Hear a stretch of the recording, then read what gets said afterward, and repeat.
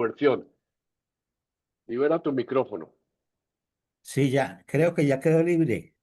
Ya, ¿Ya ya. me estás escuchando? Bueno, ok. Sí. No, esto ha sido supremamente divertido, tratar de escuchar todas esas anécdotas tan simpáticas. En especial, pues yo voy a referirme a las anécdotas musicales, porque pues es de lo que tuve yo más influencia. Cuando yo comencé a tocar el armonio desde la apostólica, o sea, en la época en la cual estaba en el Mortiño, pues se necesitaba alguien que hubiera estudiado música, y como a mí mi mamá me había principiado a enseñar música desde los 3 años, pues yo sabía leer las partituras un poquito diferente a lo que nos estaba contando Oscar, y pues me pusieron a acompañar las misas. Y desde esa época principié yo a interpretar el armonio en el Mortiño. Y quiero recordar algo muy interesante allá del Mortiño. Cuando yo estaba en el Mortiño, yo estoy hablando 10 años antes de la mayoría de ustedes. O sea, yo llegué a Santa Rosa en el año 52. Y 52. pues los compañeros, no sé quiénes más estaremos de esa. Siempre hay una diferencia. Entonces, en el Mortiño, pues realmente yo tenía que acompañar las misas, y allá cantábamos, como había dicho ya Bernardo Nieto, había hablado del compositor, las misas de Perosi. Y hubo una inauguración en esa época en el Mortiño de lo que fue la Catedral de Sal, porque resulta que en esa época todavía Zipaquirá no era diócesis, y había un padre que era el padre Barrera, que era el maestro nuestro, uno de los profesores nuestros en el Mortiño, que iba todos los domingos a decir misa en las Salinas, y nos llevaba allá a las Salinas para que lo acompañáramos a los que estábamos en la apostólica. Y desde esa época principié yo pues a acompañar realmente al sacerdote en la parte musical. Y cuando ocurrió el nombramiento del primer obispo, entonces resolvieron hacer una misa solemne en el Mortiño, e invitaron a una orquesta de, de Zipaquirá, de un maestro Acevedo muy conocido musicalmente. Y estábamos interpretando la misa de Perosi. Yo estaba en el armonio tocando los acordes de la misa, y ellos estaban tocando con un violín, una flauta y un contrabajo. Y el señor que manejaba el contrabajo era un señor gordo, grandotote. Y resulta que él tocaba y tocaba. Y cuando estábamos en el credo, yo oí un clic, y resulta que la voz del señor ese grandotote decía: se me reventó la prima, porque se le había reventado la prima de las cuerdas del contrabajo. ¿Y cuándo sería mi sorpresa cuando cogió y puso una cabulla y siguió interpretando los acordes de la misa? Yo con el armonio y con el violín, etcétera, y él con la cabulla haciéndole también sonar. O sea, esos son recuerdos de la vida musical. Cuando llegamos a Santa Rosa, en Santa Rosa había un armonio precioso, francés, un armonio que ha sido traído de Francia.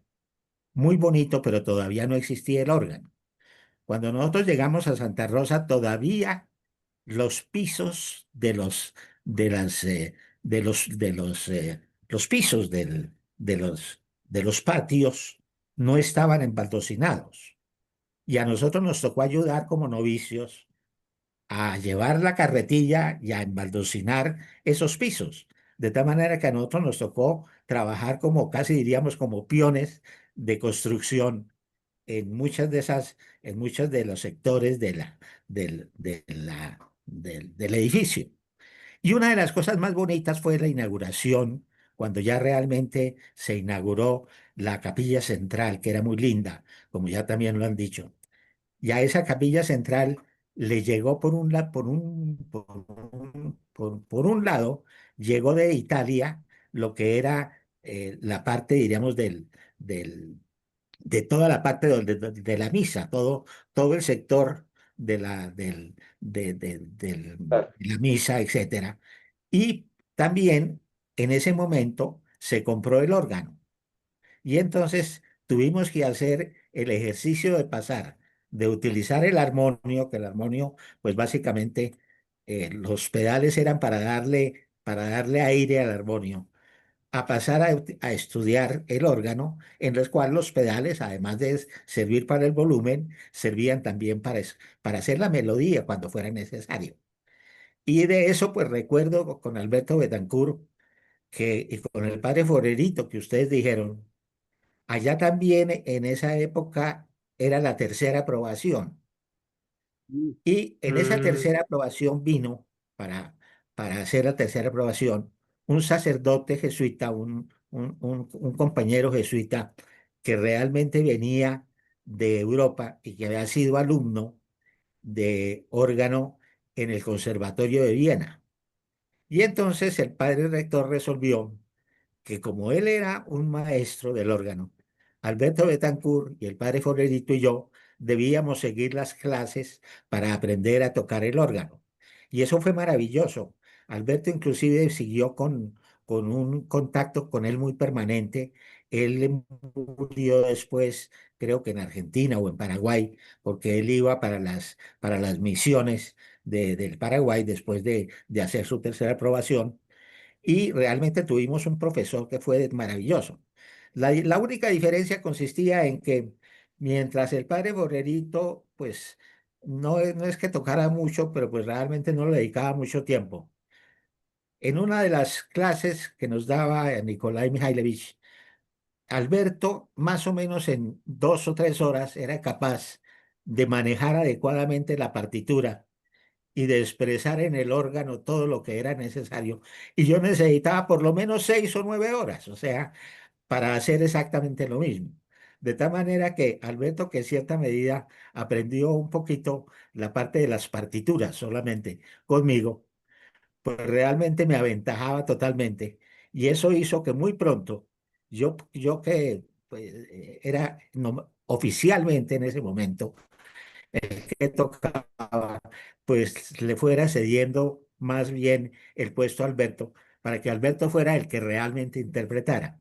Yo me dediqué entonces en la música a una cosa simpaticísima, que fue el inicio también de lo que fue el salón de música en la parte de arriba del edificio, en donde principiamos a conseguir los discos y en donde principiamos a clasificarlos y ahí ocurrió un fenómeno también, otra anécdota simpaticísima, porque resulta que las obras que nosotros pedíamos, pues eran las para que nos las trajeran para la discoteca, pues las de Mozart, las de los músicos comunes y corrientes, Mozart, Haydn, Beethoven, etcétera. Y un día el padre Aristizábal, el padre Tulio, que fue un profesor extraordinario, se me quejó y me dijo, pero es que ustedes no han pedido nada de Wagner. Y entonces yo le dije, lo que pasa es que Wagner es una música que ya es muy decadente. Y se me puso bravo el padre Tulio. Y eso hizo que desde esa época tuviéramos discusiones dificilísimas con el padre Tulio, porque pues yo abogaba por Beethoven y él abogaba por Wagner, y yo no sabía que estábamos replicando lo que había sido también una pelea durante el siglo XIX en Europa, entre los que seguían a Beethoven, no les gustaba nada los que seguían a Wagner. Entonces simplemente cuento eso. No sé si alguno de mis compañeros de esa época quisieran complementar. Un abrazo para todos. Gracias, Hernando. Muchísimas